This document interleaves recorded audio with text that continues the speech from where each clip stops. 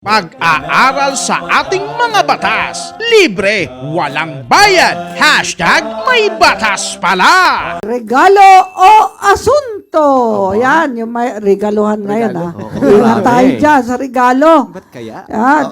Pinaka-disclaimer ko, pag may pending sa inyo, o meron kayong transaksyong legal, bawal tumanggap ng regalo doon. Mauna ko na yan, ha? O sige, unahin na natin. Ang una. Yes, tuwing holiday season, ang sayay naglipana.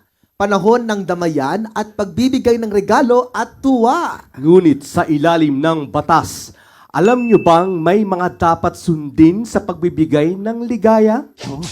Ay. Anong klase ligaya yan? Meron ba? Okay, thank you. Oo, Siguradong tama ang hakbang at huwag magmadaling magbigay. Ayan, kaya para iwas asunto at kulong, sa pamilya ngayong holiday season ay di mawalay. Pagbibigay ng tirang pagkain, alam nyo, yung magbigay kayo ng pagkain sa kapitbahay, delikado yan. Ingat, Pag nasira at yan ang kapitbahay mo, Walang ibang sisisihin. pwede ka mademanda. Pwede. Food poisoning, no? O sige, pisahan natin. Anong istorya niya? Yung pagbibigay ng tirang pagkain. Dapat hindi tira. Dapat Dapat Dapat bagong fresh. luto. Yan, O sige nga. Okay. Kaya po hinihikayat ang pamahalaan sa ilalim ng Republic Act number 9803 o ang Food Donation Act of 2009 ang pagbibigay ng mga regalo At o ng mga pagkain. pagkain, Yes. lalo na kung ito ay para sa charitable purpose, para sa mga nangangailangan, may sakit, bilanggo, naulila at iba pa. Yes, sa ilalim ng batas, ligtas ang isang tao sa anumang pananagutan, civil o criminal man, na magmumula sa klase, edad o expiry period, packaging o kondisyon ng ibinigay na pagkain ng may mabuting hangarin o in good faith para sa mga layunin ng kawang gawa. Ayan, ngunit hindi absuelto sa pananagutan ng isang taong nagbigay ng pagkain kung ito ay nagresulta ng pinsala o pagkamatay Ayun. ng isang benepisyaryo ng donasyong pagkain dahil sa pagkukulang ng isang tao o tinatawag nating gross negligence. Yes, tama. Ito, bawal ang lagay. Ito marami. Ah, parang eh. ito yung sinasabi ni Sa Chitrina. ilalim kasi ng Article 210 or yung sinasabing direct bribery at Article 211 ng indirect bribery ng Revised Penal Code, bawal ang bribery, paglalagay o panunuhol sa mga kawani ng gobyerno o taong may katungkulan sa pamahalaan. Karaniwang binibigay ang lagay upang maimpluwensyahan ang desisyon o aksyon ng isang public officer sa kanyang tungkulin. Ayan, at ayon sa Republic Act number 3019 o ang Anti-Graft and Corrupt Practices Act at Republic Act number 6713 o ang Code of Conduct and Ethical Standards for Public Officials and Employees, bawal sa mga kawani ng gobyerno ang humingi, tumanggap at magsulisit ng pera o regalo sa mga kliyente ng opisina, lalo na kung ito ay may kinalaman sa trabaho o may kaugnayan sa isang transaksyon na involved ang opisina. Pero kung magkaibigan lang kayo, wala naman Walang transaksyon. transaksyon. Kamag-anak mo, may dalang ginatan. Ayan. May sarap. dalang Sarap, ano? biko. Biko. O may dalang Pansit. laing. Saping-saping. Oh, laing. Yan. Ay, kaibigan mo lang yun. Wala namang kailangan sa'yo eh. Kumbaga, hindi ka kikilos para pagbigyan yung kanyang hinihiling. Wala. Tama, yun. Pwede yun.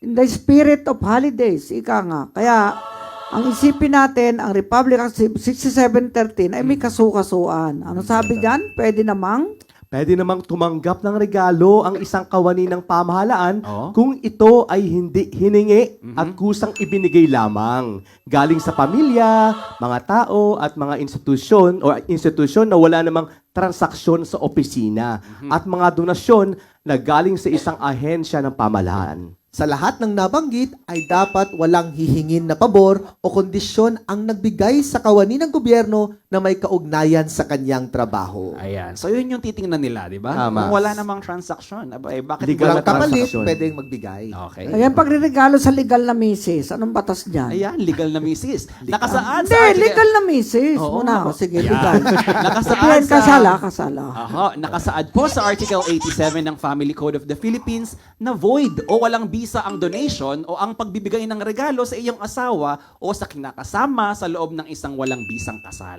Ayun. Ngunit, nakasaad naman sa ilalim ng nasasabing probisyon ng batas na pinapayagan naman ang pagbibigay ng regalo sa asawa sa isang okasyon o family rejoicing kung ito ay moderate, katamtaman o hindi magarbo at mahal. Pwede sa legal na asawa. Sa legal lang. Pero sa kabit, bawal. Ay, O halimbawa, pinagpagawa ng bahay yung kabit. Pero parang Kiss. madaming, Inastusan. parang madaming ganyan. O, kaya naman, binigyan ng kotse yung kabit. bongga. O, yari. Matatalino rin yung nagbibigay eh. Walang paper trail eh. Ayun. Yun na yun, hindi mahuli. Pero na lang kung yung kanyang gamit, pinapagamit na sa kabit. O nahuli ng misis. O di yun, mababawi yung gamit. Paggamit Diba? lang. Oo. Ano pa sinasabi ng New Civil Code? Ito nga po, malinaw ding nakasaad sa ilalim ng Article 739 ng ating New Civil Code of the Philippines na magiging void o walang bisa ang pagbibigay ng regalo o anumang klase ng donasyon sa mga sumusunod. Ayan, una, donasyon sa pagitan ng mga tao na sangkot sa krimeng adultery or concubinage. Oo, ibig sabihin, hindi ano ibig sabihin ng adultery? Yan yung babae Isang dyan. babae na may Isang babae asawa na may na asawa. nakikiapit sa iba. Yan. Whether married or not. Okay, concubinage. Sa Yung lalaki. lalaki. Yung lalaki gumawa ng sexual activity in scandalous circumstance. O kaya, nag-maintain ng kabit sa Sa loob bahay. ng Dwelling. Bahay. conjugal dwelling. Ayan. Kasi nung araw sa mga kingdom may mga concubine. Concubines, Kaya nga ang oo. tawag dyan ay concubinage. Ayan. concubine. Ayan, Pala, hanggang ngayon yung merong Roman makakapal ang Empire. mukha Oo. Nag-uuwi ng babae sa bahay niya. Nandun pa yung asawa niya. Ibinahay. Oo. Eh, ng mga ibang babae, negosyo na rin nila yan. Lalo kung may kaya yung lalaki. Para-para. Take advantage. Yung wallet ng lalaki sa kanya. O, di siyang yung mayaman, yung mga anak na totoo, nagugutom. Wise pala. Buhay yung kabit, tsaka yung pamilya ng kabit. Masama po yun. Kung kayo may iibig, dapat wala kang kayo ng pineperwisyo. Diba? Ang pag-ibig dapat wagas. Eh, may iba, tuwan-tuwa sila, nagugutom yung tunay na family, siya ang pinaliligaya at pinagsasagana eh. O, pati ang kanya, sagana. Ano yun? Kaya nga, galit na galit ang batas dyan, kaya lang, ang baba ng penalty, ano pa yan, 1930 pa yan, revised penal code on concubinage and adultery. Tagal na. Pero may code, no? Bagong criminal code, nasa Senate na, nasa Congress na, sana ma-expedite yan. Para maging maayos sa mga penalties, di ba? Anong ibig sabihin? Ayan, kaya nga hindi maaaring bigyan ni Mister ng donasyon gaya ng lupa o regaluhan ng magara ang kanyang kabit. Ano ibig sabihin ng kabit?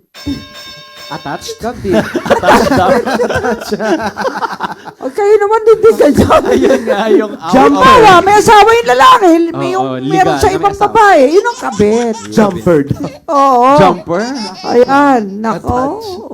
Mahilig sa ibang putahe kasi yung iba talaga. Malinaw ding nakasaad sa ilalim ng Ng Article 739 ng ating New Civil Code nga, na ito nga yung mga void, ano pa, donasyon sa pagitan ng mga taong napatunayang nagkasala sa isang krimen. Yes. Ibig sabihin nito, ginawang konsiderasyon o kondisyon sa paggawa ng krimen ang donasyong ibinigay.